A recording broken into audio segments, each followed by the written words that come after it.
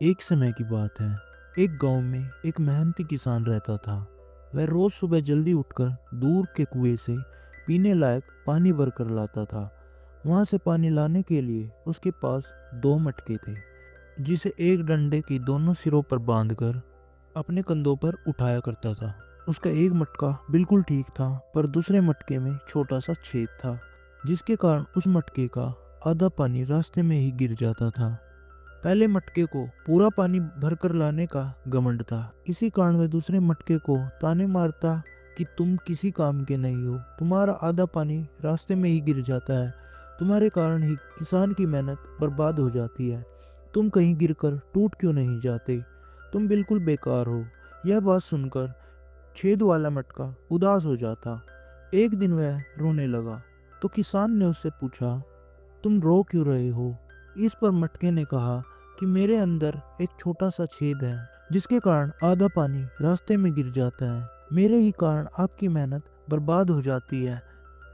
मेरी इसी कमी के कारण भी आपने मुझे कभी नहीं छोड़ा। मैं अपनी इस कमी के कारण शर्मिंदा हूँ, मुझे माफ कर दो। यह बात सुनकर किसान को बुरा लगा। क्या तुम हमेशा अपने इस कमजोरी के बारे में सोचकर उदास रहते हो? क्या तुमने कभी हमारे पानी लाने वाले रास्ते को ध्यान से नहीं देखा?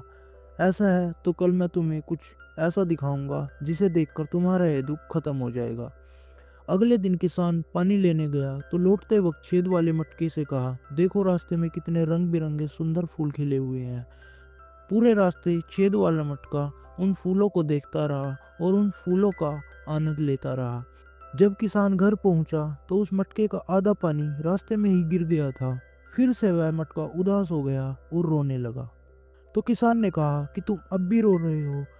क्या तुमने ध्यान दिया, रास्ते में जो रंग बिरंगे सुंदर फूल खिले हुए थे वे केवल तुम्हारी तरफ ही थे, दूसरे मटके की तरफ एक भी फूल नहीं थे। मुझे पहले ही पता था कि तुम में एक छेद है, इसलिए मैंने रास्ते में फूलों के कुछ बीज बो दिए थे। तुमने रोज लौटते वक्त उन्हें पानी दिया। तुम्हारे कारण ही पूरा रास्ता सुंदर फूलों से भरा हुआ है।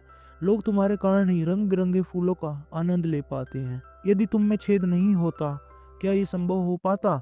तो दोस्तों, इस दुनिया में ऐसा कोई भी इंसान नहीं है जो पूरी तरह परफेक्ट हो।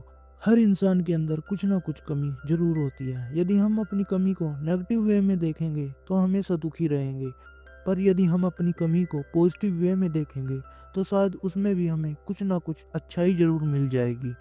ठीक उसी प्रकार जिस तरह किसान ने उस छेद वाले मटके के साथ किया, किसान ने उसकी कमजोरी को ताकत बना दिया और छेद वाला मटका दूसरे मटके से ज्यादा महत्व रखता है।